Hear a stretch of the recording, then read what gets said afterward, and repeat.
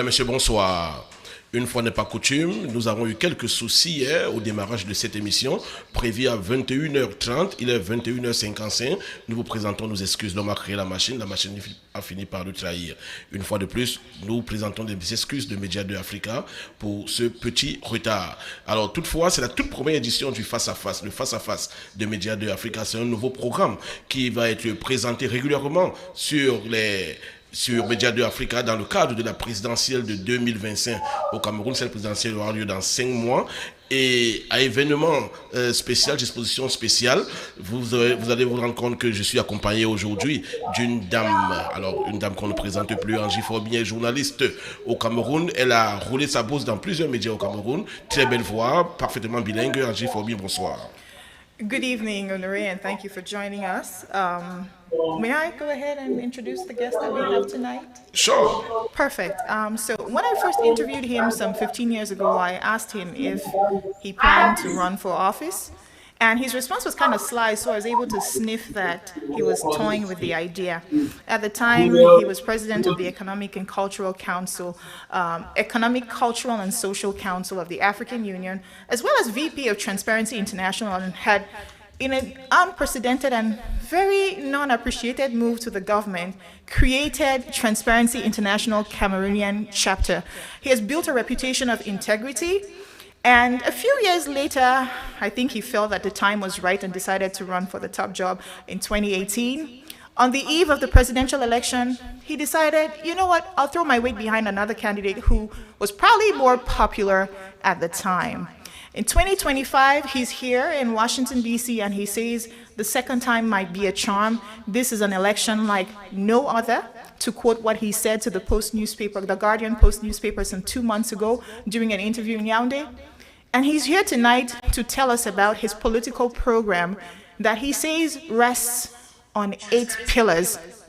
Batonye Muna, because he also was the chairman or the president of the Cameroonian Bar Association. Thank you so much for being here tonight. Well, thank you for having me.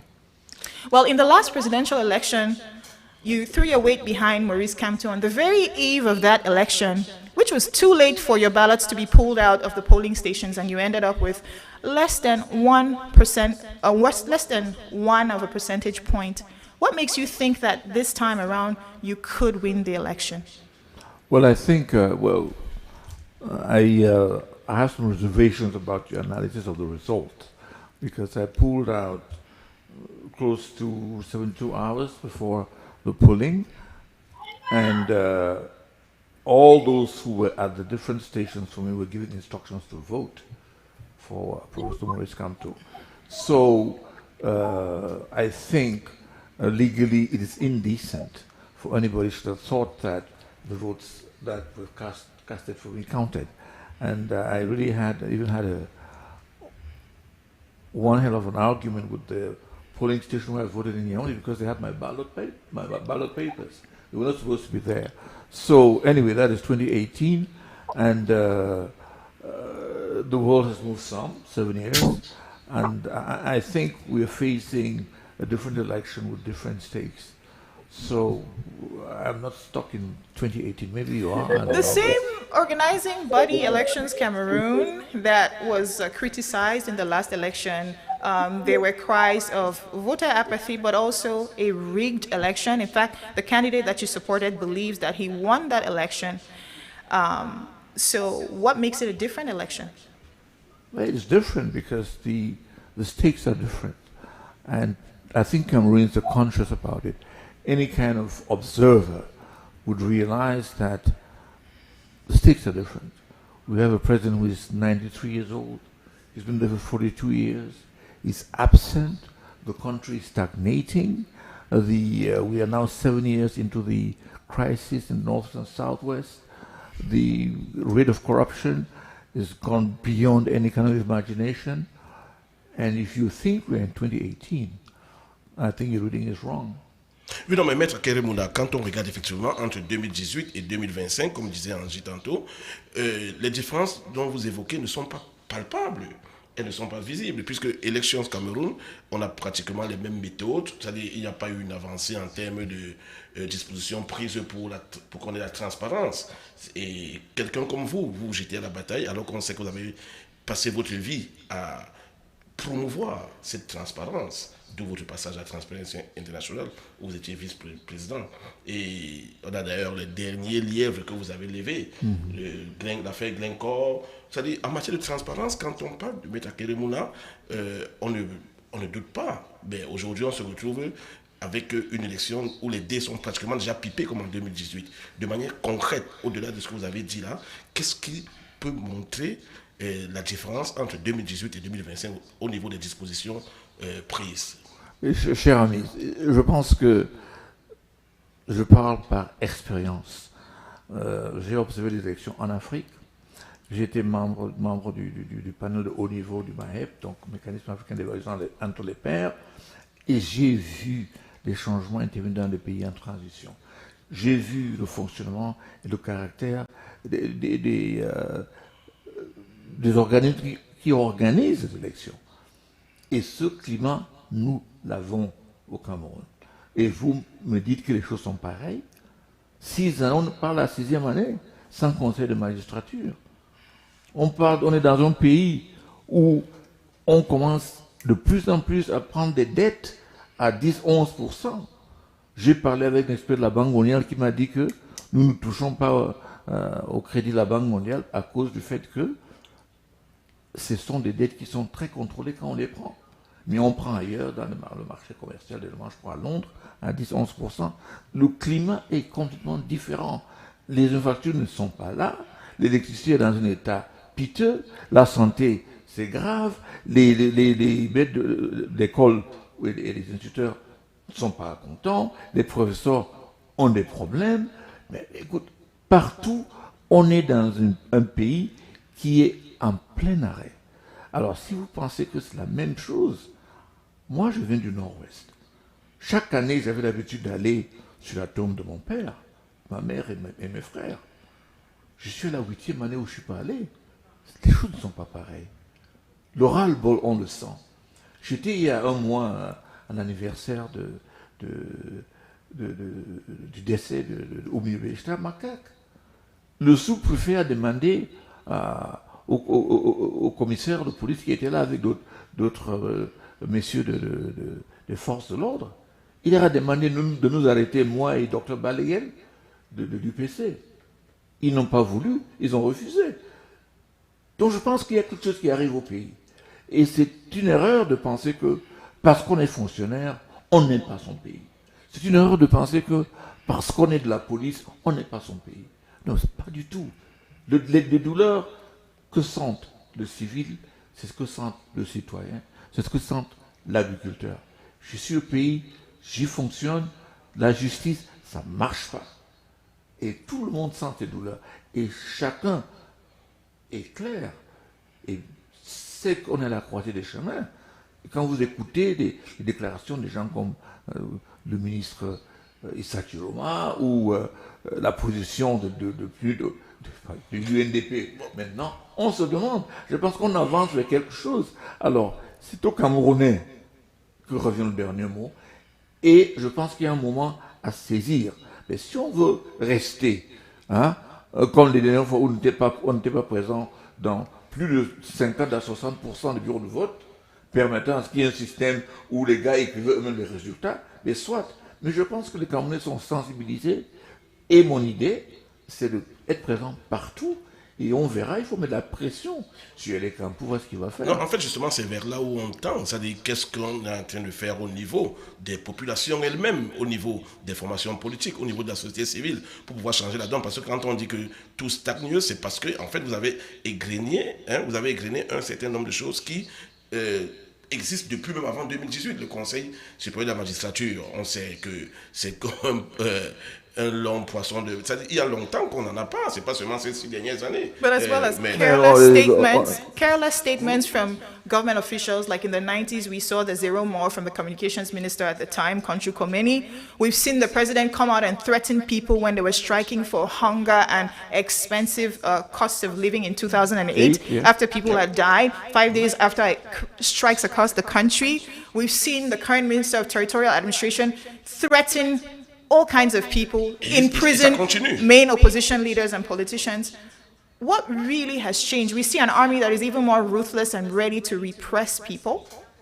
So what is different? Before the 2018 presidential election, we were already in a full-blown war in the Northwest and Southwest regions. The Anglophone problem has gone on for more than 30 years. It has evolved or devolved into an armed conflict in the last 8 years, but nothing has changed. So why should the people who want to vote you believe you this time around?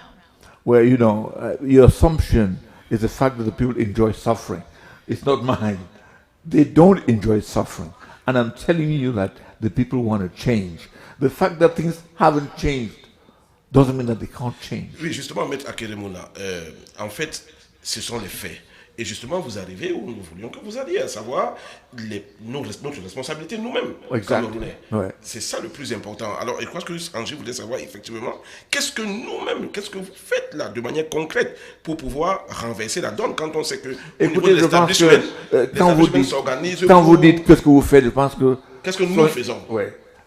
Disons, parlons de façon précise. Je vais vous répondre ce que je fais.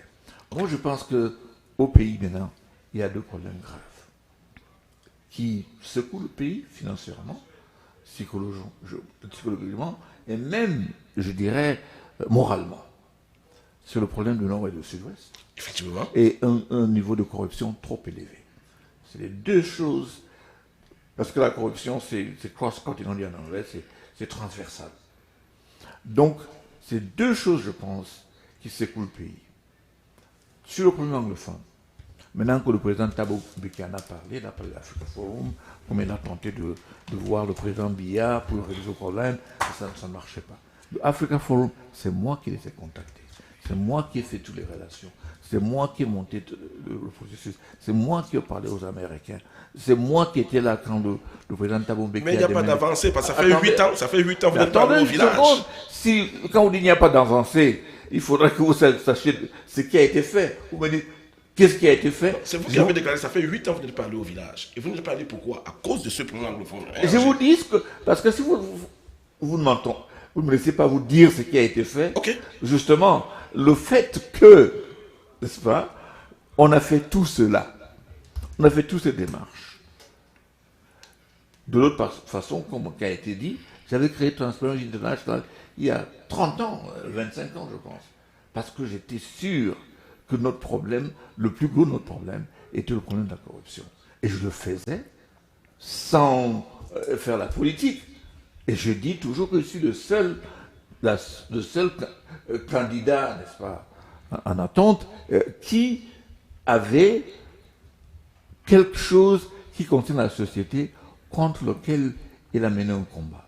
Alors, j'ai pris la décision que tant que on ne sort pas certains faits pour mettre le dossier, ces voleurs en face de leur forfait, les gens ne comprendront pas.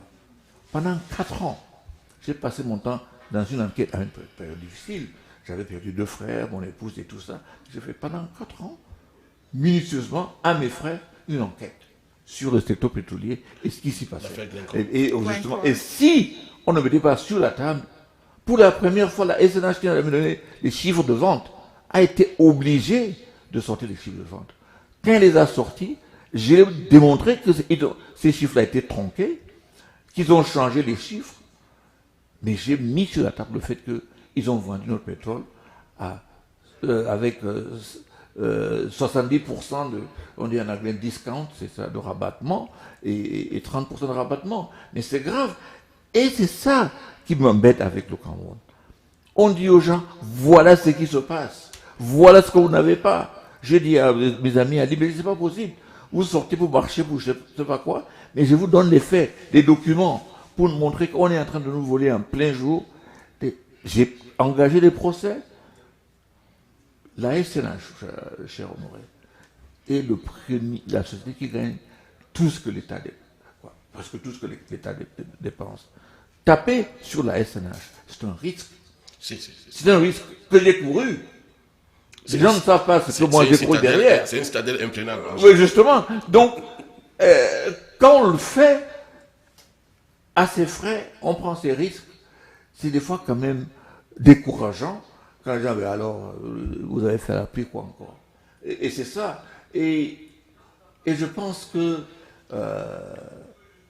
ça revient de ce que j'ai vu. Si vous aviez 8 ans, quand le président bien devenu président, aujourd'hui vous en avez 50. Ça veut dire quoi? Ça veut dire que école primaire, secondaire, université, marié, travailler, vous êtes à 5 ans de la retraite. Vous ne connaissez qu'un seul système. Tout ce qui va avec la corruption, toutes les coups tordus et tout ça. C'est tout ce que vous savez. Voilà la société qui a été créée et on voit cet effet sur les jeunes et ce qu'il y a au pays. Alors, qu'est-ce qu'il faut faire? C'est par là qu'il faut commencer. On en parlera peut-être, mais... Donc, j'ai dit ça pour vous dire que les choses sont faites. Mais on est en face d'un système qui est complètement tronqué. C'est pour ça que j'insiste sur le fait que sans un changement systémique, alors drastique, d'autres appellent ça refondation, ça sera impossible de continuer. Ok, c'était un peu la mise en bouche, Angie. Je te laisse le soin. Hein. On a plusieurs affaires là. Glencore, Transparency International. Absolutely. And granted that he played a central role in uncovering corruption in the petrol industry, in the oil and gas industry. But I also wanted to ask you a question, Barrister. You've sometimes been the legal counsel for high-profile families, presidential families, and even governments that are considered to be led by dictators. Don't you sometimes feel that this is a break away from the values that you stand for and from the aura and the brand that you have built as a man of integrity? I speak here of the Abacha family, but as well as the state of Cameroon in the affair regarding the purchase of the presidential plane, the BBJ2/Albatross affairs, that led to the arrest and jailing of several senior ranking officials in the Cameroonian government, even though I believe you had told me at the time that there was an agreement that there would be no charges against anyone who was involved in those transactions. Isn't this a breakaway from your brand? Of course not. I mean, what you have stated is the direct opposite of what I'm known for. Let's take the Abacha case. The Abacha case you talk about was the charging of Mohamed Abacha for the murder of Kudirat. Yes. All right. When the case started, I was going for a criminal trial of somebody who was accused of murder. When I saw the linkage between the amount of money the Abachas had stored out of the country, I resigned from the case. When I was actually campaigning to be vice president of Transparency International, somebody asked me that same question. So how could you have been the lawyer of Abacha and you want to be vice president of I resigned. The Cameroonian government, sir, as well. No, I'm coming. Let's go step by step. Let's go step by step. Let's go step by step. That is it, you know. Secondly, I have refused to be the lawyer of at least half of the people in jail who have approached me in case of corruption. I defy you to go to the TCS and see if you see the name of my chambers in any of the cases of corruption. Now, when I'm briefed for the government, for the embezzlement of the funds of the people, the money which is taken is not Bia's money or something, it is the money of the people. So if you are a lawyer defending stolen funds of the government, how on earth can that be wrong? I did the same thing in London when they were going to sell the embassy at 84 Holland Park. I was briefed and I stopped the sale of that building. How is that not protecting the country? So I think that people should be clear. I've been asked by many presidents to work for them. And I've refused. Votre nom est même passé au début de l'affaire Bakassi. Ouais. Au début de l'affaire Bakassi, votre nom y est passé aussi. Ah, mais c'est ce qu'on dit, mais moi je ne suis pas au courant de cela. Ouais. Il y a beaucoup d'affaires. Parce que l'affaire Glencore, c'est un peu de cela qu'il s'agit. Protéger le patrimoine de l'État, protéger les revenus qui reviennent au peuple. Qu'il fait. qui le fait. Donc, je pense qu'il faut que nous évitions de penser que défendre les intérêts d'État, c'est défendre les intérêts de quelqu'un. Il faut que nous le fassions. Bon, peut-être c'est parce qu'au Cameroun... Et je vais aborder le problème de DDJ dont a parlé Angie. It's very important to realize that government funds were given to purchase a plane, and that money was embezzled. Now, for me to go to Oregon and where I went to try and see what I could recover, I think that is a laudable thing to do for your country. I got a plane back, and I did stuff. So I think, I think it's a reflex we have back home of thinking that if you do stuff for the state, therefore, so I am very comfortable with that. And I would just add that for the whole time my father was with the government, we had to have a debate as to whether we could do cases for the government or not. And my father said, well, I would prefer you don't, because if you do cases for the government, it will be as if a conflict of interest. Okay. In 2018, when I ran for office, I was the only candidate who declared his assets. So the thing that I do as a reflex, because I think these things are right. But I seem to be the person who gets asked about this. Ok, Maître Akere, on va continuer avec Angie qui a des questions pour vous, mais déjà il faut vous le dire, nos programmes à MEDIA2AFRICA sont interactifs. Hein? Oui. Donc nous avons quelques questions sans problème, je suis là pour vous. Des téléspectateurs là. Nous avons par exemple Demanfo, ben là c'est un peu osé, Demanfo qui s'interroge, qui demande pourquoi Angie doit interroger Maître Akere Mouna. Demanfo, nous en parlons parce que nous voulons bien répondre à Demanfo et lui rappeler qu'Angie est journaliste et très bien formé et n'a pas besoin de quelques leçons que ce soit. Si Angie avait un conflit d'intérêt, je peux vous assurer qu'elle ne serait pas venue ici ce soir. Elle est journaliste et formée à la très bonne école. Ça, Demanfo, vous devez le savoir, Angie. To get back to the meat and potatoes of the issue, your program or your vision for Cameroon rests on what you call 8 pillars. Mm-hmm. And I was looking at them, and one of them, I believe the 6th, there's some points, some bullets under that, and you refer to your desire to strengthen laws against discrimination and violence. Mm-hmm. And this is at a time where hate speech and xenophobia and tribalism is exacerbated. Mm-hmm. The social media discourse is extremely verbally violent on all across the board. But also, it's at a time where we've seen you in conspicuous circumstances with opinion leaders that could come across at the very best as extremely controversial, promoting hate speech at the very worst. I speak here of Elimbi Lobe. Don't you sometimes feel that this could dilute your brand or not really align with your vision for Cameroon, to be seen with a man who is so divisive? Firstly, what Mr. Elimbi Lobe says and does is under his own responsibility. I think it's important to note that. But we Cameroonians should know what we want. Do we want to unite or separate? Now, if you want to unite, you should speak to everybody. It is important to do that. If you start excluding people because of the way they look, think, or speak, you know Moja Moja, you heard about Chief Moja Moja. Barrister, are you saying that in the American world, you would be comfortable being seen with somebody who makes perpetual anti-Semitic statements? No, that's not that's the same thing. That is not the same thing. People are responsible for what they say, but your brand, if your brand does not align with that. That is not the same thing. That is not the same thing. I was taken and got someone into said because they said I was an Ambazonian, I'm a separatist, just because I'm Anglophone. I just defended a guy who was sentenced to 15 years because I saw pictures on his phone. So I think, have you seen the Sour Chiefs come out with a statement against Libido? I think that we should know exactly what we want. If you want to unite a country, you should be in a position to speak to everybody. That's why I want to talk to you about Moja Moja. The Bakweri chief who happens to be a member of the Cameroonian army and who is known for his very flamboyantly controversial statements that really, really extremist statements against the Northwest. You know that very well, don't you? Moja today, who is in waiting trial, writes to me almost every 2 days. Should I say I shouldn't talk to him? I've found a different person. So are you saying you were approached by Elimbi Lobe or you approached him?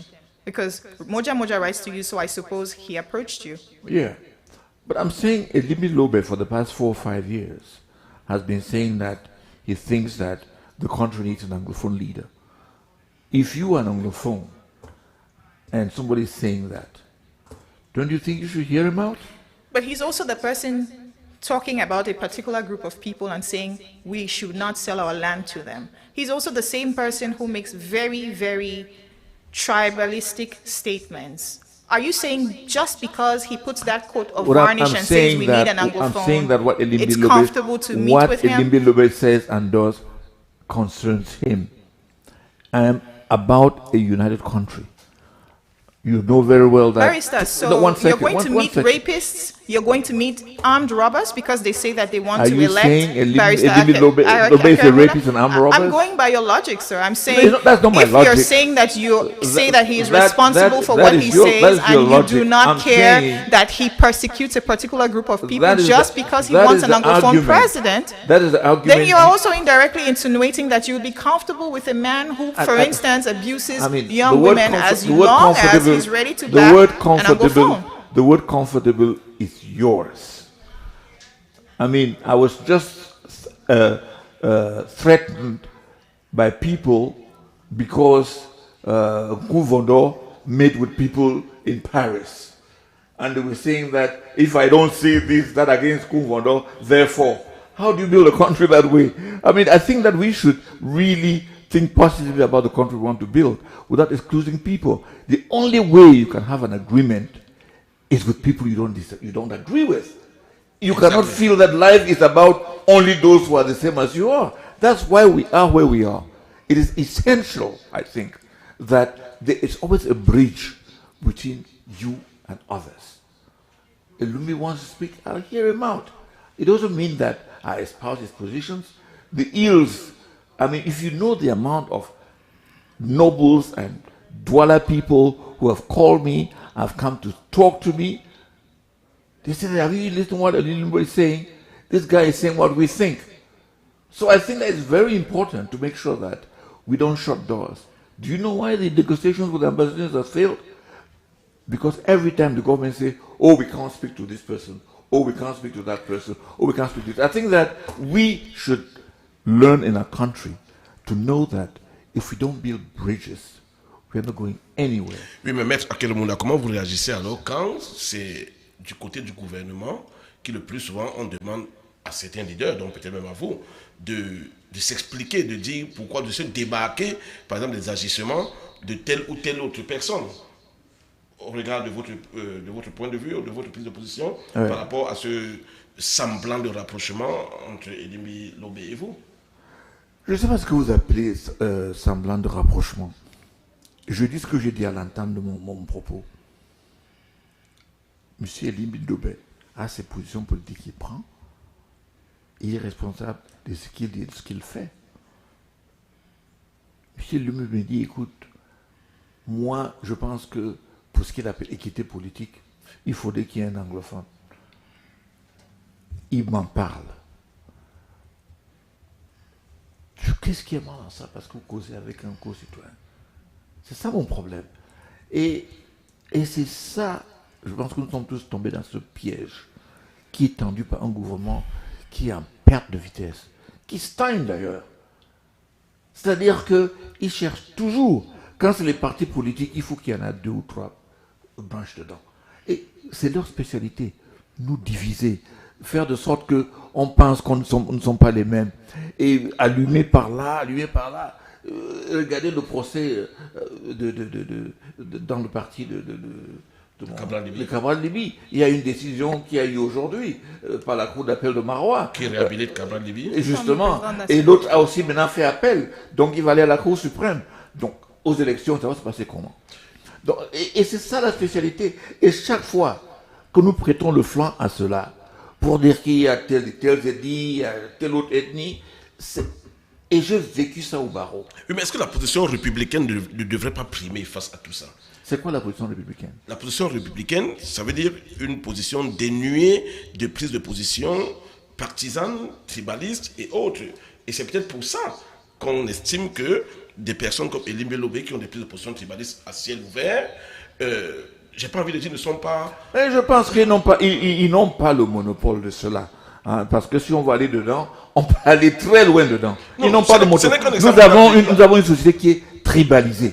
Voilà. J'ai donné un discours à Hilton sur le hate speech. Et j'ai joué une bande d'un pasteur ou bien de l'église Réveil qui est en train d'exorciser quelqu'un. Qu'est-ce qu'il dit? Esprit anglophone, sortez de ce corps. Ah ben ça c'est grave ça. Ah oui, bien sûr. Il y avait le ministre Stadi dans la salle. C'est ce qu'il faisait. Esprit anglophone, sortez de ce corps. J'étais au tribunal à la cour d'appel. Quand on juge quelqu'un en français, qu'il ne comprend pas, quand il demande qu'on lui explique, on dit sortez-moi ce monsieur de la cour, on l'attrape, on le jette dehors, personne ne dit rien. On a vu un ministre d'ailleurs dire au Cameroun, qu'est-ce que vous allez faire? Justement. Pour les anglophones, qu'est-ce que vous allez faire? Alors, on va prendre le sucre dans un seau d'eau. Donc, je pense que... On va prendre les questions des téléspectateurs. Oui, voilà. Nous avons... voilà. On peut voir sa réaction sur les propos de Limbilobe. Là, il a déjà répondu à ça. Qui pense que NS Wanji est un bandit. Vous êtes libre peut-être de répondre ou pas. Hein. On veut voir sa réaction sur les propos de Limbilobe qui pense que Wanji est un bandit. Et on a une autre question qui porte... Mais le problème de Wanji a été réglé par une loi. Hein. Quel que soit ce qui a été fait. Il y a eu une loi d'amnistie. Oui, non pas d'amnistie, qui réhabilite tout ce monde en même temps qu'Aïdjo et le reste. En 90. Donc, de point de vue légal, moi, légaliste, je pense que... Mais sur ce plan-là aussi, est-ce que mettre Aïdjo et les Wanji dans un même panier, le bourreau et les victimes dans un même panier, est-ce que c'était pas aussi un peu de roubladisme? Moi, je pense que c'est pas un roubladisme, mais roubladisme parce qu'il n'y a pas une amnistie. C'était un truc à trompe-l'œil parce que cette même loi dit que même le corps d'Aïdjo, pour le faire revenir, il faudrait que la famille demande. Donc, en fait, il y a tellement de contradictions dans notre pays. On a vu aujourd'hui, le ministre Ichiroma qui, par le passé, demandait le corps d'Aïdjo et arrivé au gouvernement, a dit que c'est une affaire de famille. Bon, on va continuer. On a Donald Mienge qui dit par exemple, bonsoir le plateau, ma question est la suivante. Pendant 7 ans, où était M. Mouna, car après les élections, il avait disparu? Ben écoute, moi j'ai répondu à cela. J'ai dit que j'ai passé 5 ans d'enquête, n'est-ce pas? Ben pour lui, peut-être pour lui perdre 2 frères en 6 mois d'intervalle, ce n'est rien. Mais peut-être son épouse, ce n'est rien. Mais pendant ce temps, et pas 2019, pendant 2019, j'ai mené une enquête dans plusieurs pays sur le problème anglophone. Je travaille proche avec le président Thabo Mbeki, avec Gary Rawlings, avec le président Kenyatta, qui avait accordé que la réunion se fasse dans son pays, avec les États-Unis, qui étaient prêts à mettre 2 millions de dollars pour parler qui devait avoir lieu au Kenya. Donc, j'étais en train de travailler, et je vous dis quelque chose que mon père disait en temps. Il dit que le fait que vous n'entendez pas la radio ne veut pas dire que la station ne joue pas. About your father, is there anything that you think you would have done differently? What were the conversations you had towards the end of his life? Because he was a statesman. Yeah. And there's a cross-section of Anglophones who believe that he has a contribution. Well, I think if you read the documents that my father published, either before AAC2, there's a document he wrote, because my father was a stamp collector. But the one-on-one conversations are usually different and deeper. That's what I'm trying to say. And these conversations with me, it was clear that what he and Dr. Fonche envisaged is not what they got. Exactly. It was a partnership they were looking for. And every time they thought it could be rectified, Dr. Fonche wrote in 1964, saying about the injustices and that the partnership... Non, ça ils l'ont dit à haute voix, hein. Everybody. Ils l'ont dit clairement. Ils ont été très déçus. Justement. Alors, quel est l'avis du barista sur le mandat impératif? Elvis Lolo qui pose la question. Bah, écoute, là je vais reprendre un juriste. Hein. Okay. Moi je pense qu'il n'y a pas d'ambiguïté là-dessus. Ça c'est mon avis. Ça veut dire quoi? Ça veut dire que opinion d'avocat, hein, d'une certaine ancienneté, j'en ai 46 ans, je pense qu'il n'y a pas de contradiction parce que la Constitution, à son article 6, dit qu'en ce qui concerne les élections présidentielles, c'est la loi électorale qui fixe les conditions. Donc, je ne vois pas comment on peut dire que cette loi électorale, c'est en contradiction avec la Constitution. Le mandat impératif... Mais la hiérarchisation des normes juridiques, ouais. Vous le savez mieux que nous. La hiérarchisation des normes juridiques, la Constitution quand même au-dessus de la loi. Non, mais ce que je vous dis, que la Constitution, dans son article 6, dit que, en ce qui concerne les élections présidentielles, c'est la loi qui dicte. Donc, ça veut dire que la Constitution a déjà renvoyé Electoral code. Au code. Donc, on ne peut pas dire qu'il est en contradiction avec le code. Et il faut, moi, je pense que l'histoire du mandat impératif est un bouclier pour le parlementaire. Ce n'est pas une épée. C'est fait pour le protéger. Et je pense que la seule façon d'accéder à une assemblée, c'est par les élections. Alors, si vous n'accédez pas par les élections, je pense qu'il n'y a pas une autre alchimie qui vous permet d'y accéder. Mais c'est possible, hein, qu'on voit la loi différemment. Ça ira peut-être au Conseil constitutionnel, mais ma lecture comme avocat... Alors, moi j'ai une question pour l'avocat cette fois-ci. Angie, pour l'avocat, la Constitution renvoie à la loi. Ouais, ouais. Supposons qu'au niveau de la loi, nous ne sommes pas d'accord, les partis ne sont pas d'accord. Qui sont les partis, quand vous dites quand les partis? Quand les partis ne sont pas d'accord, je veux dire, s'il y a deux protagonistes, par exemple, ouais. et que la loi devait départager, ouais, ouais. et que les deux protagonistes, donc, ne sont pas d'accord, le juge, pour départager, au regard de cette loi, qui n'arrange aucune des deux parties, si le juge doit passer d'un cran au-dessus, nous, on nous a appris, c'est le b.a.-ba. Je n'ai pas la prétention de dire que j'ai des connaissances là-dessus face à quelqu'un comme vous. La Constitution, c'est la Constitution, puis les traités internationaux, puis la loi. Mm-hmm. Donc, si la loi a une disposition et que la Constitution a une autre... je pense que vous n'avez pas compris. Dans l'article 6, je crois que c'est 6 de la Constitution, ouais. Il dit qu'en matière d'élection présidentielle, c'est la loi qui régit cette... Ça veut dire qu'on ne peut pas prétendre qu'il y a une contradiction entre la Constitution et la loi, puisque la loi lui-même déjà, c'est comme un décret... La loi découle de la Constitution. Justement. Cette loi spécifique-là, quand on arrive à la Constitution, à l'article 6, je ne sais pas quel alinéa, peut-être c'est 6, je ne me rappelle pas, ça dit clairement que, en ce qui concerne l'élection présidentielle, c'est fixé, les conditions sont fixées par la loi. Et c'est la loi qui sort donc des conditions d'être candidat. Là, vous faites un élément nouveau parce que dans tout ce débat, moi, je n'ai pas entendu parler de l'article 6 de la Constitution. On parle beaucoup plus de l'article 121. Au cours de l'émission, il faudrait peut-être regarder sur l'article 6 pour voir ce que ça dit. Je ne l'invente pas. Non, nous on le dit non plus. Oui, je ne l'invente pas. Je suis en train de répondre à la question spécifique qui concerne la contradiction entre la Constitution et la loi. Je dis que je ne peux pas admettre ça comme argument à cause de l'article 6. C'est ce que je suis en train de dire. Bon, je suis avocat, il n'y a pas de cause perdue. Je vous donne ma position et je dis en conclusion que ça ira peut-être au niveau du Conseil constitutionnel. Forcément. Au niveau du Conseil constitutionnel. What if you don't win the presidential election in 25 and somebody else wins and decides to have a national union government? Are you ready to become a part of that? If you were offered the position of prime minister, for instance? Voilà, la justice. Ou bien le ministre de la Justice. Écoute, en 2003, 2004, j'ai été invité à entrer au gouvernement, je ne l'ai pas fait. Hein. Donc, j'ai 2 ou 3 fois, j'ai été consulté pour des postes ministériels. Je vais vous dire que mon idée de la société, ce n'est pas ça. Et je vous ai dit tantôt qu'il faut un changement systémique. But if a new president needs your help in rebuilding the country, you don't have the tough job, but you can be a premier.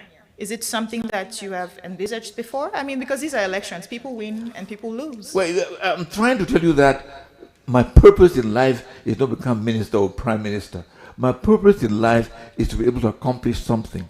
And the thing I think is killing our society now is corruption. Barrister, you're still unclear. It's pretty much simple. Let me. Are you ready to you guys, you have to let me develop my argument. Are you ready to contribute, or do you want to contribute exclusively as a president of the republic? No. I'm not saying exclusively, because there can also be a different situation where, see, I think this election is not about who wins. It's about how we win, how we put the country in a position for change.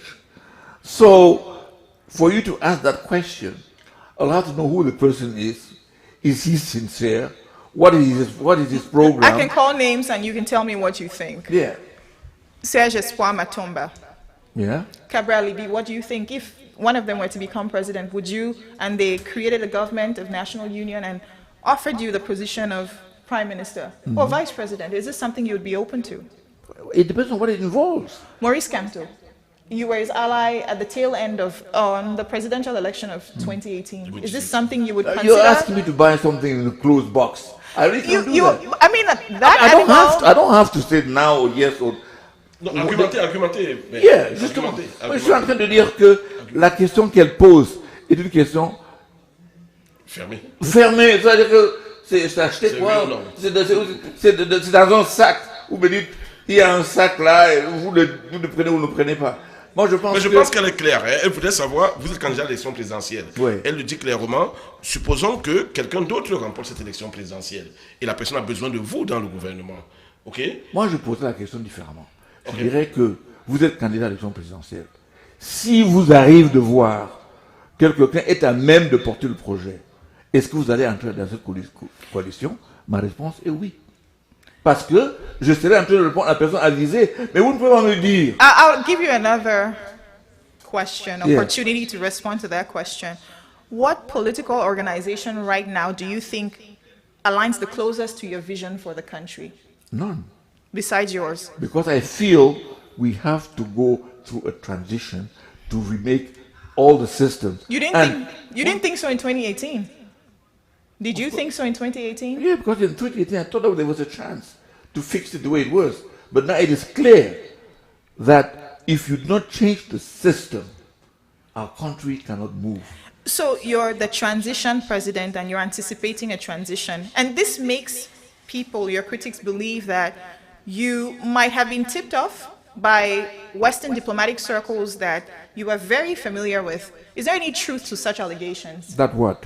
That you may have been tipped off by some friends in high-ranking diplomatic circles in the Western Hemisphere, that there could be a transition and you could be a favorite at a time where Anglophones are clamoring for change, have been suffering, and their regions are war-ridden because of the poor decisions of a tone-deaf regime. You are a son of the Anglophone soil. Yeah, and if I didn't know you, I would say you underestimate my own capacities, but I wouldn't say that. Non, je ne pense pas que ce soit le cas. Oui, non, une seconde, je pense qu'il faudrait quand même réagir.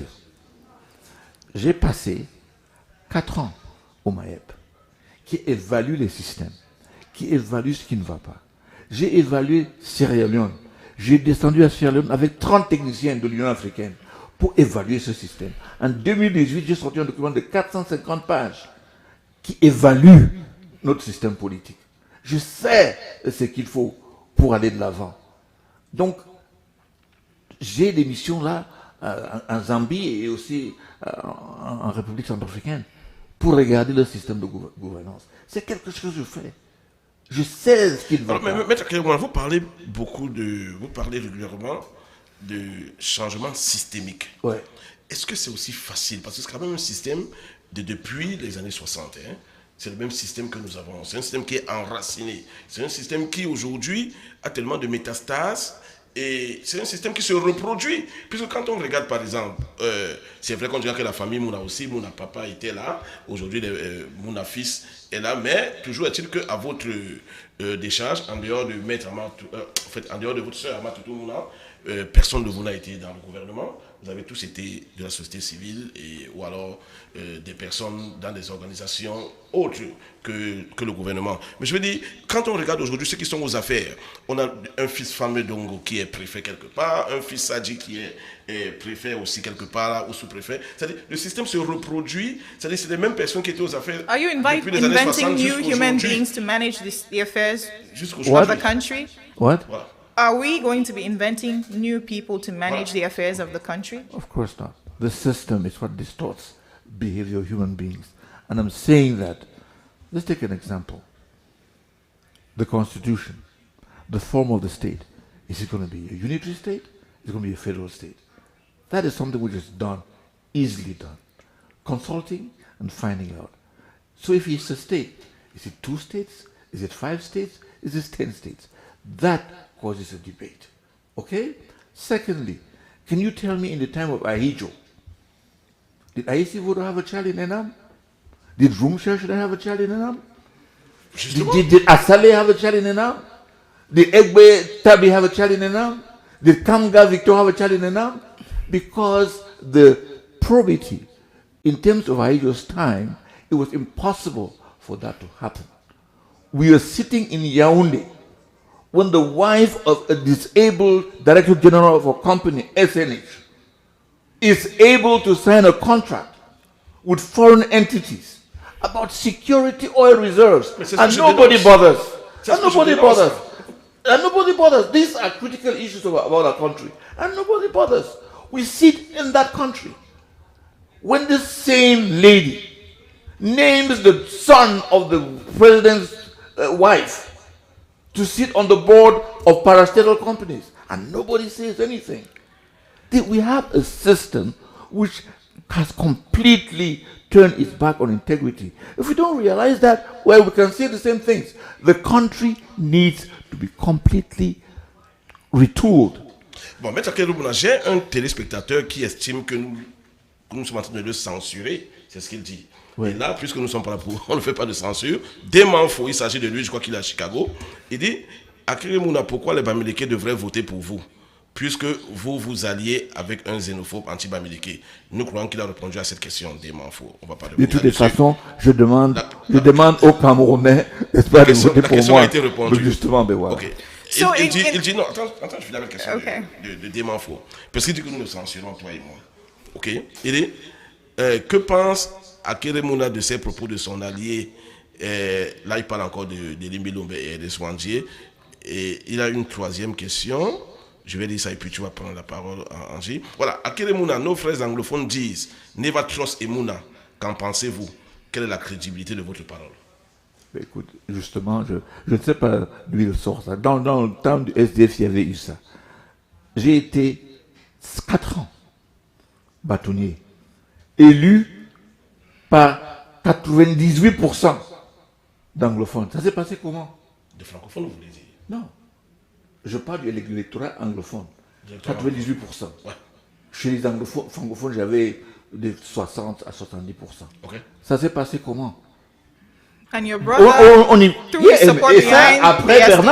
après Bernard, nous sommes la seule famille au pays qui a produit 2 bâtonniers. Écoutez quand même, et au niveau international, ça s'est passé comment?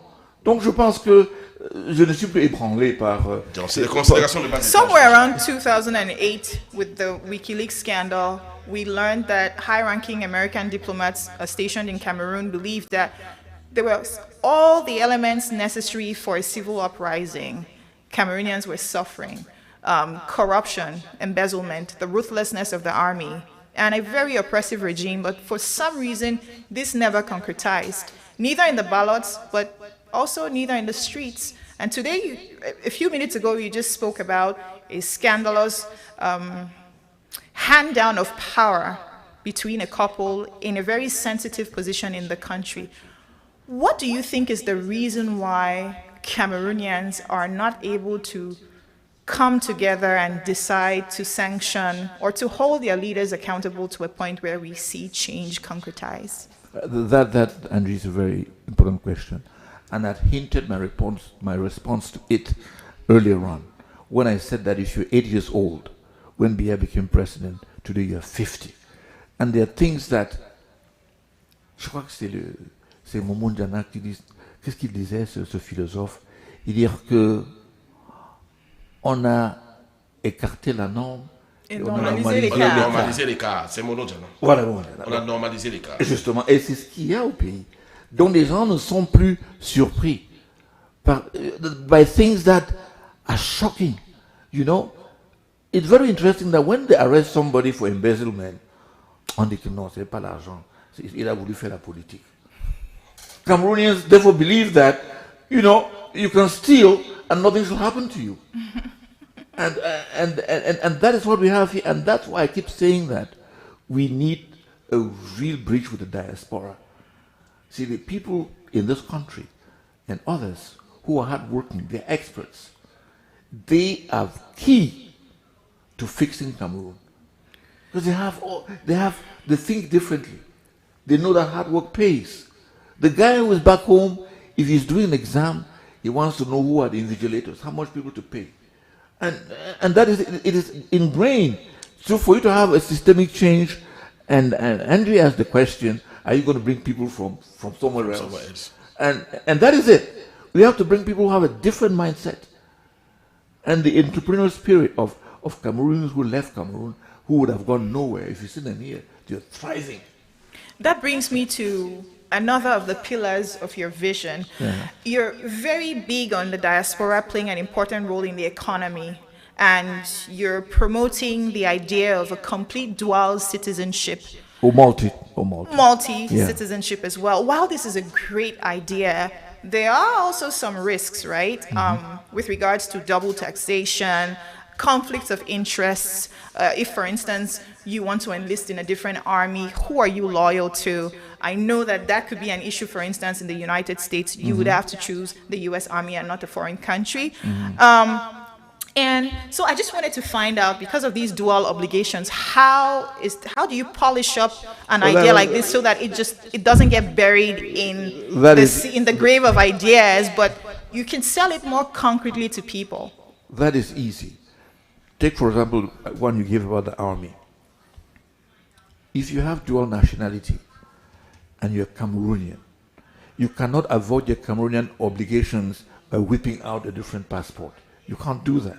So if you're American and you have obligations as an American citizen, you cannot use the fact that, you're Cameroonian to take an advantage. So that's very important. Dual nationality, as I say it, born a Cameroonian, always a Cameroonian. And many Cameroonians have different passports as a matter of convenience. We have to accept that. And to deny them free access and freedom to go and come in their own country of birth is unfair. It's unfair. Especially in a country where we will see voting in some embassies, and you see some high-ranking Cameroonians going to vote there. So the little guy who struggled in Mokolo and made it in France and became French, they harass him. And then the guy who has played football or has a high rank can freely say he's French. I think it's not fair. For equity's sake, dual nationality should open, or multinationality should open to every citizen. The issue raised of double taxation is really a question which is ambient. When I work for the United Nations and I stay in Congo, for example, and if I pay any kind of impost or tax, okay, when I declare my revenue in Cameroon, should I be taxed or not? So I think these are the kind of things to deal with. But I think that the role in 2003, the diaspora sent back home 430 billion. This is official channels, not the one that Honore will put the dollars in his bag and go back home to take it to the village for Christmas. Non, bon, c'est bon notre humour, hein. Donc, on va dire, chers téléspectateurs, il y en a qui voudraient appeler. Vous pouvez appeler, hein, on a encore une dizaine de minutes, Angie. 240 481 1176. Le micro est ouvert, hein. Nous avons encore 10 minutes avec Maître Akere dans ce studio vert de MEDIA2AFRICA. Angie, tu continues? In the meantime, Barrister, You're running under the banner of Univer this time around. Yeah. And in the last presidential election, another political party. What stops you for creating your own political party? Or just taking over your brother's own, the late, great Ben Muna? His own party. Because I'm not... Doesn't it brand you as unstable? No. Dilute your presence? No. Confuse your well-wishers? No, not at all. I think presidential election concerns an individual. And our system recognizes the independent candidate. And only that the conditions attached to it are just like impossible. The 30 signatures per region from specific individuals is not doable. So you have to go with what the law says. And I am not a fan of partisan politics. And I'll tell you why. In 1990, on the creation of the SDF, myself, Barrister Monono, and Barrister Anyangwe, we are those who finished the drafting of the constitutional SDF. I was very anchored in politics. In 1992, the presidential elections, the parties got together. I saw two parts of it. I saw my father talk to Eboa in Douala Airport, who came to ask my father, what should he do, this coalition for the elections. My father said, listen, the situation is critical as I see it, and I think you should join the coalition. Because, believe it was difficult for someone like Eboa, Ndamjoya, and the others who have occupied high-ranking positions, who had a certain level of education. Qui avait servi beaucoup de loyauté. Yeah, et non seulement avec un niveau très élevé dans l'administration, d'accepter de se mettre derrière quelqu'un qui est unilingue et qui était libraire. Il fallait faire le sursaut. Madame Francesco, à l'époque, a passé le temps à parler à Bouba Bello pour dire qu'écoutez, voilà, donner des conseils. C'était pas son rôle, mais elle l'a fait. Mais Bouba Bello a insisté. Il a eu quoi? 19%. Frondi, selon le visual tronqué, en a eu 34. Alors Honoré, si les deux étaient ensemble. Bon, même comment c'est que Frondi a remporté l'élection de 92. Oui, mais écoute, c'est moi qui ai fait la requête. Ça, c'est une autre histoire. C'est moi qui ai été chargé de... Même comme c'est connu. Hein. Oui, moi, c'est moi qui ai été chargé de totaliser les résultats. C'est moi qui étais en contact avec le gouverneur de l'Est, paix à son âme, qui venait de décéder. C'est moi qui étais en contact avec lui à Bertois. Je sais tout ce qui s'est passé. Mais soit. 93, SDF, je pense bêtement, décide de boycotter les législatives. Mais ils ne donnent pas la consigne aux électeurs. Ils disent, restez chez vous. S'ils les écoutent, nous ne partons pas, mais ne votez pas pour le RDPC. Les gens auraient voté pour l'UNDP. Comme les Camerounais du Sud-Ouest. J'ai dit, je ne veux pas dire plus intelligents, mais plus stratégiques, ont voté pour l'UNDP. L'UNDP a eu quoi? 68 députés. Même là, on avait encore une porte de sortie. Ça veut dire quoi? Ça veut dire que si vous prenez les 68 députés de l'UNDP, je crois que Kodok en avait 16. Si vous avez, Kodok en avait 16. Kodok avait 6 ou 7. 6 ou 7. Celui de Ndamjoya. Mais ils étaient majorité au Parlement. Mais ils n'ont pas pu se mettre ensemble. Et je dis quoi? Je dis donc que... Mais est-ce que ça ne s'est pas joué au Parlement en 92? Ça, c'est une idée. Parce que ça s'est joué quand même avec Akere qui a basculé. Justement. C'est le point que je suis en train de dire. C'est là où j'ai commencé à avoir mon dégoût pour la politique partisane. Parce que ça bloque les gens et ils n'arrivent pas à s'élever au-dessus de ces clivages-là dans l'intérêt de l'État. Quand on parle maintenant de coalition et tous les jours on a des candidats qui se déclarent, c'est toujours ça, cet esprit, oh, le parti politique, je suis leader du parti politique, donc je suis candidat. On n'a pas ce sursaut citoyen qui amène les gens à penser ensemble pour avancer. Donc, c'est comme ça que j'ai développé cette attitude qui pense que les partis politiques, vraiment, nous ont bloqués depuis 90. Alors moi, je suis de la société civile et j'ai une démarche qui me met en position plus facile de faire une transition. Je n'ai pas de député, je ne cherche pas à en avoir, je n'ai pas de sénateur, je ne cherche pas à en avoir. Qu'est-ce que j'essaie de faire? J'ai dit, il y a un proche de ma famille qui m'a dit, ah bon, écoute, vous êtes John the Baptist, vous pouvez annoncer... Bon, on va sortir de cette émission, Maître Akere Mouna. Angie, je vais revenir à toi, mais je voudrais que Maître Akere Mouna qu'on lui donne quelques temps, hein, qu'il parle aux Camerounais de la diaspora américaine. One last quick question in 5 seconds. I cannot not bring this up because this is the candidate who is wooing the diaspora heavily at a time when Donald Trump in the United States has ended the temporary protected status program this month for Cameroonians. And on the other hand, we see Cameroonians who are being frustrated by their own governments, not allowed to renew their passports to return to their countries. What do you say about this? Should Cameroonians not be allowed to have their passports even if they are seeking protection here because of the war in their country? Well, listen, that is a very a question I'm living now. You must have heard that I helped the young man Junior Gombe to be released, and he applied for a passport. His passport has been issued, but the passport was blocked. He can't get it back. And I think a passport is a right, and if you cannot get it, you should be put in a position where you can litigate to get it. And these are the symptoms or the characteristics of a repressive regime. We have a repressive regime. What I did to the press, what I did to the citizens, what I did to even chiefs who are forced to march and are threatened. We have a repressive regime. So it's systemic, I keep saying. If you don't change that to a point, I mean, look at what the apartheid regime produced in terms of a constitution. The South African constitution is a masterpiece because it was built to rectify injustice. Exactly. Yeah. Non, Simplice de la Montagne et d'autres téléspectateurs, s'il vous plaît, nous avons posé des questions sur les élections. À Akere, nous ne faisons pas dans la complaisance ici. Donc, s'il vous plaît, vos jugements sont un peu hâtifs. Alors, Akere Mouna, très rapidement, on va sortir bientôt, mais nous avons Tabéan, qui est un collaborateur de MEDIA2AFRICA qui est à New York et qui voudrait s'entretenir un peu avec vous. Mais je souhaite que vous puissiez d'abord répondre à cette première question très rapidement. Si vous êtes élu, la première chose que vous allez faire, c'est quoi?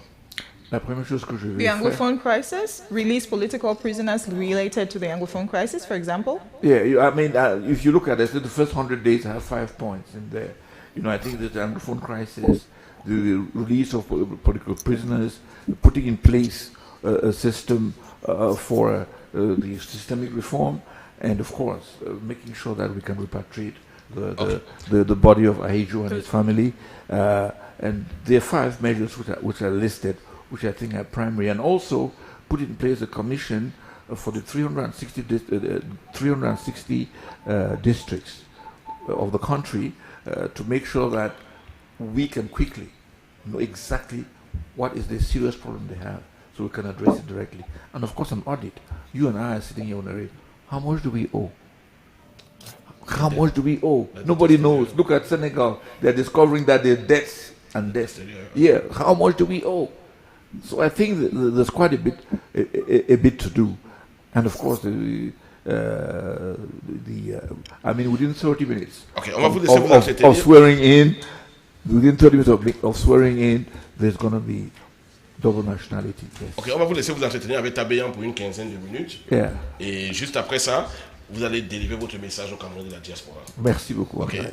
Tabéan, vous avez le candidat à l'élection présidentielle de 2025, l'un des candidats à l'élection présidentielle de 2025. Maître Akere Mouna, il est à vous, Tabéan. You have it. Thank you to both you and Angie for the wonderful questions. Barrister, welcome to the US. How are you? Well, thank you very much. Good to see you again, man. Yeah, I've been following the conversation very closely, and thank you for that in-depth engagement with my colleagues there in the studio.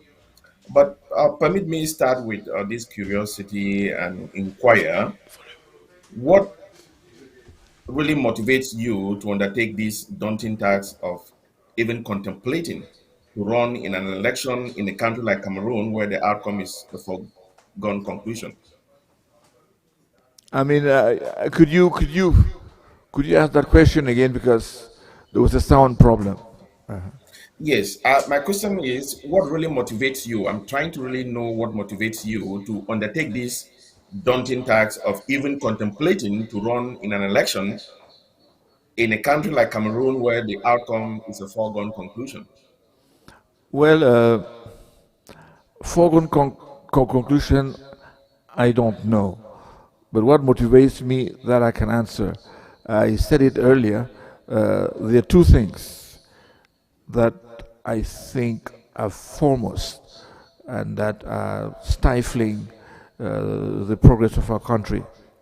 The first one is corruption.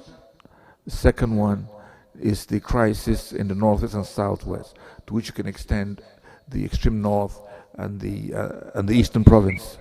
So I think I've read expertise.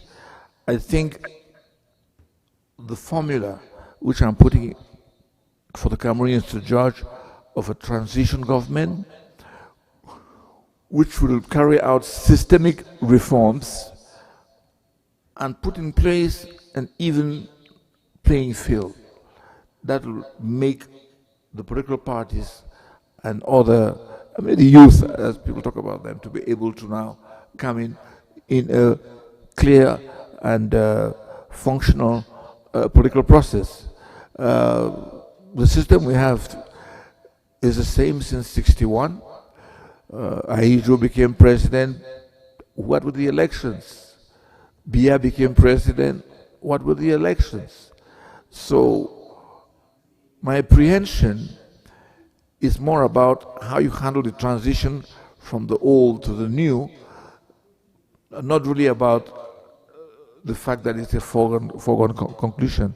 Because I think that if we are able to put people in every polling station, if we are able to have our own results, we will be able to make it.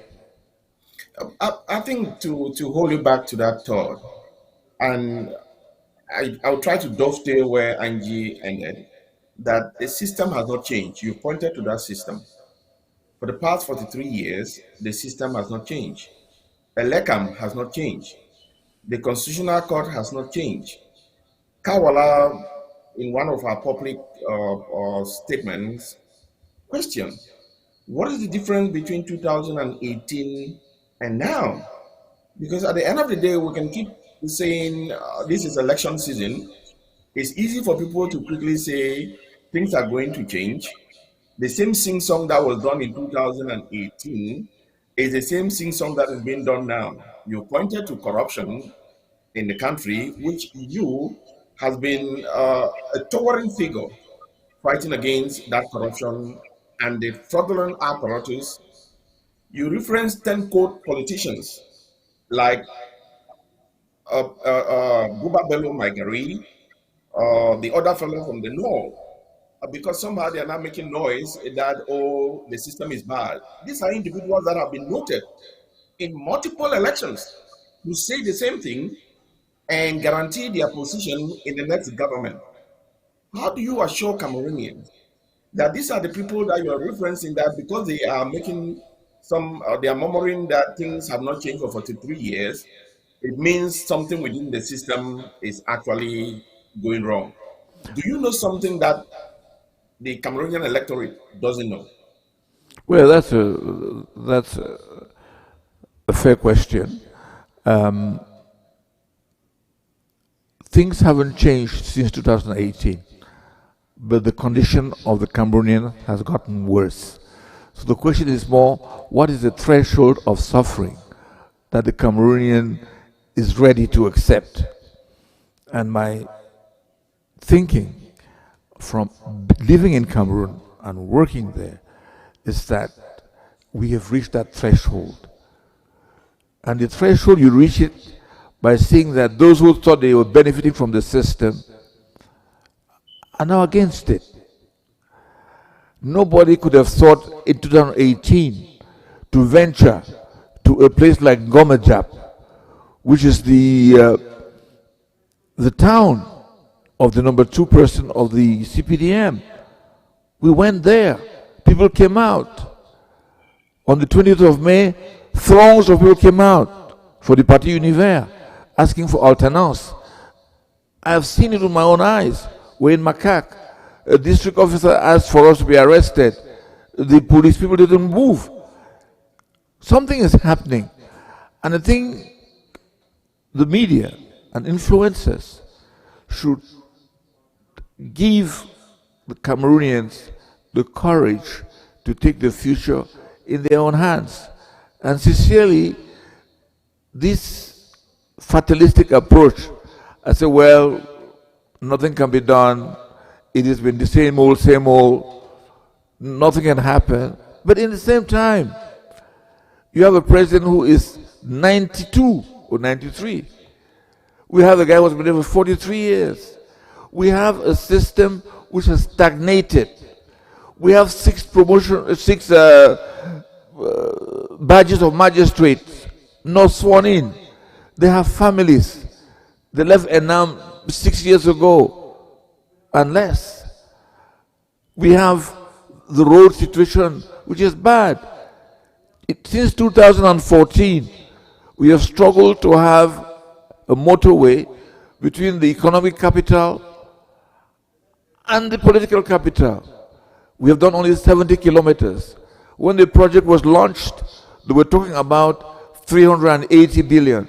Now they want 1,000 and I think 30 billion. We are seeing what's happening in the SNH, the suffering of people in hospitals, the increase of violence. Cameroonians, my dear brother, have had enough. I've seen it in villages, I've heard them speak, I know the situation in the northwest and southwest. I don't think we can assume or even think that the people of Cameroon really want to go through that suffering. So I'm saying that we have gotten to the point where the people are ready to rise.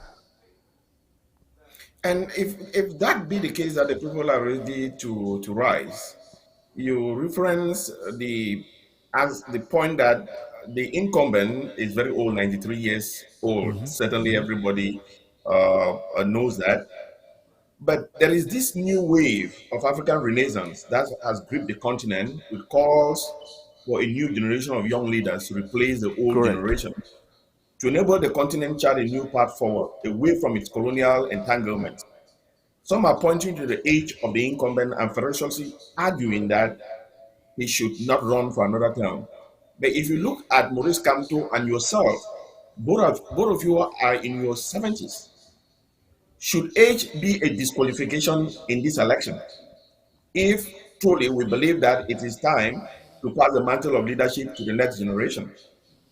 Well, should age be a criteria? It's hard to say. It's performance. People refer to the age of the incumbent because he's non-performing. He can't go to meetings. We have had 14 years without cabinet meetings. Public appearances are rare. When he does, people applaud because the guy can lift his hand, because he stands. They say, oh, he lifted his hand. Oh, he stood for this amount of time. Is that what the country is reduced to? Applauding because the president lifted his hand? He's not performing. I mean, the gap, to use the US, the age gap between Donald Trump and Biden is not that much. It's the incapacity that made the difference. So I think the youth should be given a chance. And then lies the astuteness of my proposal. A systemic change for 5 years, a transitional government for 5 years, and I will step down. So that is what I'm trying to say. Now, let me switch sides and go back to one of the critical issues that you mentioned, the Southern Cameroon crisis, and the role that you have played in trying to galvanize the international community, as you reference in when you try to answer some of the questions from Angie. The role you played in talking to Thabo Mbeki, I know I'm knowledgeable about that. the issue about talking to other presidents to put pressure on the Yaoundé regime to engage in constructive and inclusive Talks. dialogue. But all of these have failed. The Canadian pre-talks failed. The The Swiss Swiss talks talks failed. failed. The church and the leadership, both the Catholic Church, the Presbyterian Church, have made multiple entities here in the diaspora, and nothing has happened. What really explains this level of intransigence of the Yawani junta? And if I may ask, what do you think could be the best resolution of these crises? Is it a return to a two-state federation, a half-baked special status, or a complete divorce of the Southern Cameroons from the Republic of Cameroon? Well, I'm a federalist. I almost said I'm a sworn federalist. Um, 2 states or 10 states is a detail. We need to go back towards a federal system. And I think we will have the kind of commission or constituent assembly, I don't know the exact form, but there will be a body that will sit down in consultation to decide how many states. Nigeria started with 3 states. Now they are at, I think, 36. So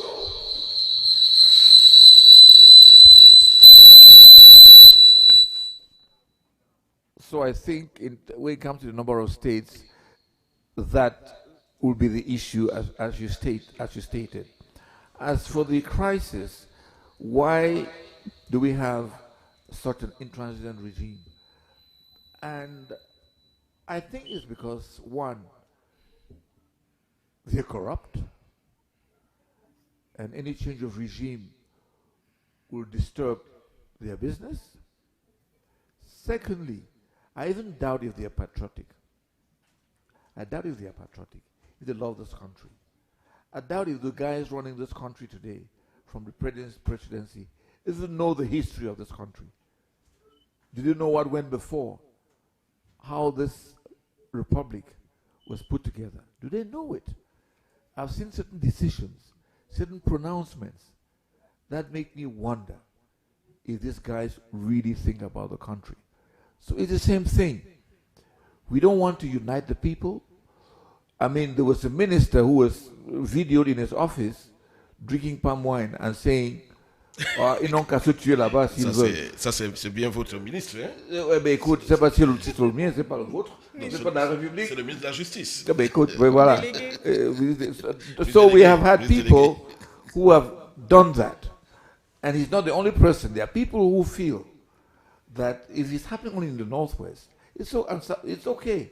And I have to also talk about the oui, mais Maître Akere Mouna, est-ce qu'il n'y a pas... Si vous me laissez terminer, je serais très content, je termine là et puis oui, on peut le voir. Je vais rebondir. Parce que it is really crazy for you to think that you can drink poison for somebody else to die. I've never understood why people would destroy their own villages, their own brothers and sisters, because they're fighting for a cause. And the persons who have put them in that situation are looking from afar and giggling. So there's something I can't really understand.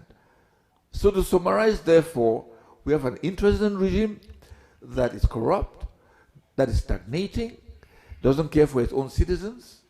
That is it. Barrister, you have not responded clearly to the question about federations from Cabinet. 2 or 10 states. 2 or 10 states. And I asked the question because that response, you saying it's a detail, sounds like a rigmarole, a political rigmarole. Of course Some not. Cameroonians want a two-state federation. And there's a group of people who believe, no, we want 10 states. But the group who believes that they want 2 states thinks if you give them 10 states, you would not be responding to the crux of the problem, which is 2 distinct people that came together. So, is it a 2-state federation for you, a 10-state I think or a that 5-state? at this point, the question is, are we going to return to the federal system or not. Firstly. But the federal Secondly, system, it is going to be a 2-state, 3-state, 4-state. What is your number? One second. Pick one, Barrister. I don't have to give a number. I'm saying that I'm not going to be some you're authoritarian politics. who says it's going to be 2 states. Barrister, you're playing politics. No. I'm saying that it is a debate. The second, English-speaking Cameroon no. I'm saying that we have to be in a situation where the people who are concerned are brought into the debate. Let me give you an example. Exactly. Take for example. Barrister. If you have. So how different are you from the man who says decentralization is a form of federalism, and so we should just move but it's with fake. what we If you have? look at the law, it's fake. The governor is not elected. So if you just allow me to sometimes develop what you see where I'm coming from. Let me give you an example. Okay. Northwest and Southwest. The distinction is because of the judicial heritage, the educational heritage, and many other issues. And language. French subsystem and English subsystem, as Exactly. well as the bijural common law. Exactly. And Now, civil law. if you have 2 states, would you need to have a Supreme Court in the Southwest and Northwest? Or do you need to have just one Supreme Court so all the common law cases go there? That's one example. Do you have to have certain institutions that have the same culture? So are you going to have a one state with autonomous provinces within it? Non, because of the culture? Il faudrait s'asseoir et définir tout cela. Justement, so I'm saying. You are the one with the vision. You are the barrister par excellence, and you are the politician. Yeah. You are the one going Angie. for office, and that's why we are asking you the question. No, Angie. More what I clarity. can give you, my dear, what I can give you is my thinking of what I think should be done. I cannot tell you this is what should be done, because I think you have to do with consultation. If you ask me my thinking, I will tell you that the country was built on a partnership between the Southern Cameroons and the Republic of Cameroon. That is where we started. Justement, 2 states. c'est où je voulais rebondir sur les questions de Tabéan, Maître Akere Mouna. Quand on regarde quand même, on voit que est-ce qu'il n'y a pas une bonne part de responsabilité des élites des régions anglophones du Cameroun?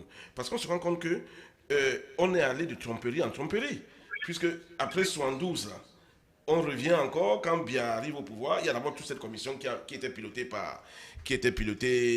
comme ça, il y avait Dorothée Ndjuma, piloté par le ministre qui est décédé il y a quelques temps là, Aboué Machoyi. Ouais. Et donc, on n'a jamais pu, en quelque sorte, mettre en application les résolutions de cette commission. Et on se retrouve carrément après le coup d'État, ou un peu en 84 là, on passe directement de la République unie à la République du Cameroun. Et les anglophones sont toujours là, les élites sont là. Et aujourd'hui, on a allaté un ministre qui est anglophone et qui fait partie de ceux... Vous avez cité tantôt celui qui disait « Moi, je bois mon vin blanc, je m'en fous de ce qui se passe là-bas. » Mais c'est un autre « je m'en foutiste » là-bas. Ok? Est-ce qu'il n'y a donc pas cette part de responsabilité des élites des régions anglophones du Cameroun? C'est bien de citer le ministre de l'AT. Mais sachez qu'avant qu'on le fasse ministre de l'AT, on a créé un ministre de la décentralisation. Ça veut dire que la question des entités a été enlevée de l'AT. Non, mais c'est ce que Angie disait tantôt, que c'est comme si elle trompait sur la marchandise, parce qu'on dit décentralisation, c'est une forme de fédéralisme. Alors, j'ai dit que je vais répondre à la question en 2 étapes. Okay. J'ai dit, premièrement, la question, est-ce qu'il faut un système fédéral? J'ai dit, absolument oui. Maintenant qu'on est d'accord que, quel est mon avis, moi, Akere Mouna, sur la question? J'ai dit qu'il faudrait commencer par le commencement. Ça veut dire que quand on a fait la République fédérale du Cameroun, c'était une histoire de 2 territoires. La République du Cameroun et le Southern Cameroon. Et la République du Cameroun, qui est le nom que nous avons aujourd'hui, prête à confusion. Mais ça conforte l'idée des anglophones qui pensent que c'était au début un projet d'assimilation. Voilà. Puisqu'on a fait disparaître le nom de Southern Cameroon ou bien République unie, ou bien qu'il y avait 2 Cameroun au début. Justement. Donc, voilà où nous en sommes. Ça, il faudra restituer. Mais il faudrait aussi, en regardant le Cameroun anglophone, se rendre compte du fait qu'il y a une évolution. J'ai parlé du Nigeria tantôt. ils ont parlé de 3 États à 36. Donc, est-ce que nous devons rester figés en 61 ou bien il faut que nous voyions différemment? Et quand vous regardez le sud-ouest et le nord-ouest, il y a une certaine évolution des jeunes qui pensent qu'il y a une domination des gens du nord-ouest. Il y a toutes sortes de choses qui se passent. Alors, qu'est-ce que ce débat va donner? Est-ce que les mêmes personnes qui crient ça au Cameroun vont dire maintenant, non, quand ça nous concerne, il faudrait. Je pense qu'il faut que ça soit un débat. Sinon, on va aller de problème en problème. Non, c'est vraiment profond. Et c'est ce que je pense. Angie, si tu as des questions pour Maître, sinon, on va laisser le son à Maître et de s'adresser aux Camerounais de la diaspora qui nous regardent. Can I get a last question? Barrister, I think I have a last. Non, Tabéan est en train de sortir là, à moins que tu aies une dernière question, Tabéan. Just quick one last question, Barrister. Okay. While in Paris last month, Professor Maurice Kamto promised he would protect Biya and his family if he wins the October elections. He said, and I quote, "When you do me the great honor of entrusting me with the reins, you can be sure that nothing will happen to Mr. Biya and his family. Nothing. I guarantee it. I have no time for hatred. I only have time to build Cameroon with you." He told thousands of Cameroonians in Paris. Is Maurice Kamto now saying that l'état c'est moi, like what the present person in Yaoundé is saying? As a legal mind and a legal luminary, do you think that a single Cameroonian citizen can abrogate to themselves the authority to absolve some of the crimes that have been committed for the past 43 years? Because a lot of your conversation here has been focused around corruption and the actual theft of state resources. Do you think that it would be proper for somebody, even before getting to a 2D, to give assurances that I can guarantee that you will be protected and nothing will happen to you and your family? Well, your question englobes two phases. It's the long debate between impunity and amnesty.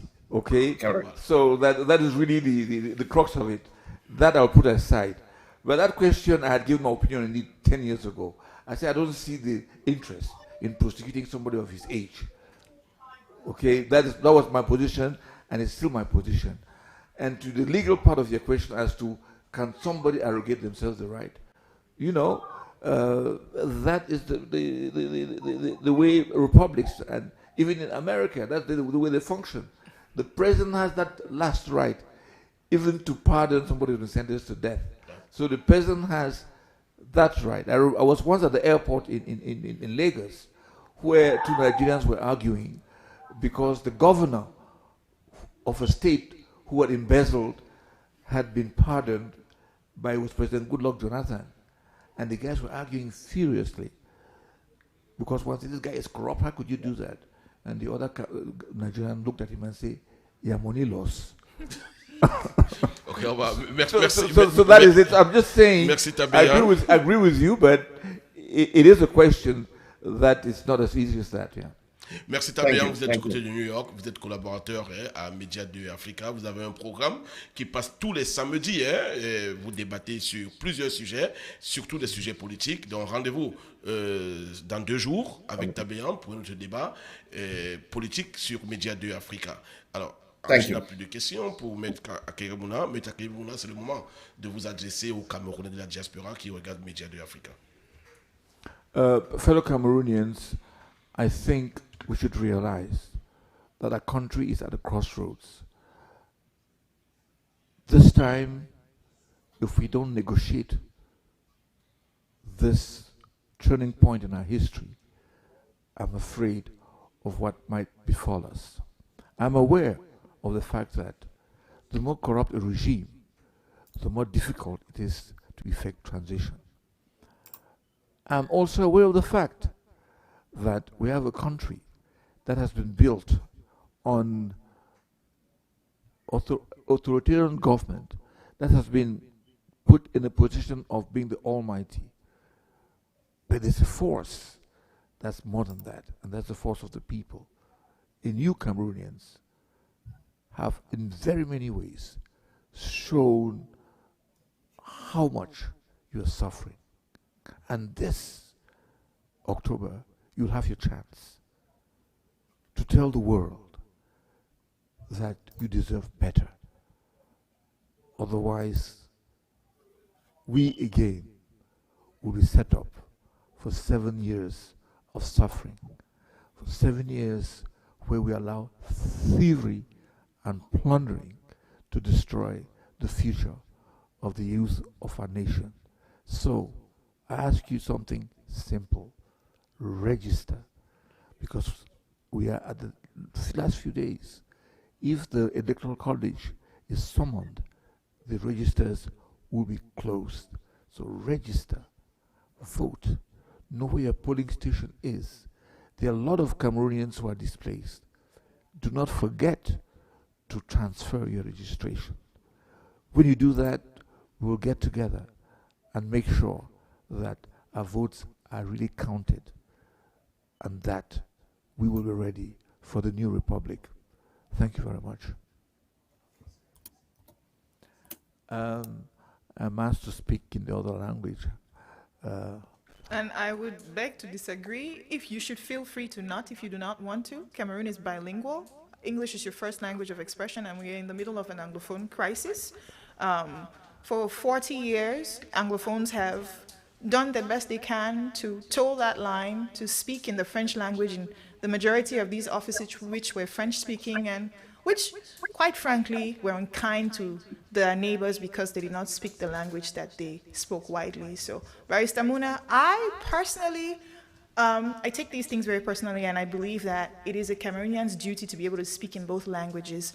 Anglophones have done that for 40 years, and Francophones should be able to understand if we speak in the English language. That might just be one single detail, but that is part of the reason why we are at war in the English-speaking parts of the country today. I agree with you entirely, Angie, but I think it's important for me to communicate. It's a question of communication. And my communication, I will summarize it in French by saying, chers citoyens, chères citoyennes, je vous dis une chose simple. Notre pays est détruite par deux choses. Une guerre au nord, au nord-ouest et sud-ouest, et un système complètement corrompu qui est en train de refuser un avenir à nos enfants, à vos enfants. Donc, en octobre, vous avez entre vos mains la possibilité de faire un choix pour donner à vos enfants, à nos enfants, un avenir meilleur. Je vous remercie. Merci, Maître Akere Mouna, ça a été un plaisir de vous avoir dans les studios. Merci, Maître Akere Mouna, ça a été un plaisir de vous avoir dans les studios verts de MEDIA2AFRICA. Comme nous l'avons dit, chers téléspectateurs, chers internautes, face to face, face à face, c'est ce nouveau programme de MEDIA2AFRICA qui a pour mission de recevoir les politiciens d'horizons divers dans le cadre de l'élection présidentielle qui se tiendra en octobre 2025 au Cameroun. Alors, à tout seigneur, tout honneur, nous avons ouvert cette émission. Nous laissons le soin à notre jeune consoeur et amie, la belle Angie, de pouvoir la clôturer. Angie. Barrister Akere Mouna was our guest tonight. And in close to 2 hours, we exchanged crossed ideological swords. We put questions to him just for him to be able to unroll and tell us a little bit more about his vision and his aspirations for Cameroon. With that, we thank you so much for your time, Barrister, and we wish you the best of luck in the upcoming October presidential elections, even though the electoral college has not yet been convened. Thank you very much. It was a pleasure being with you. Merci.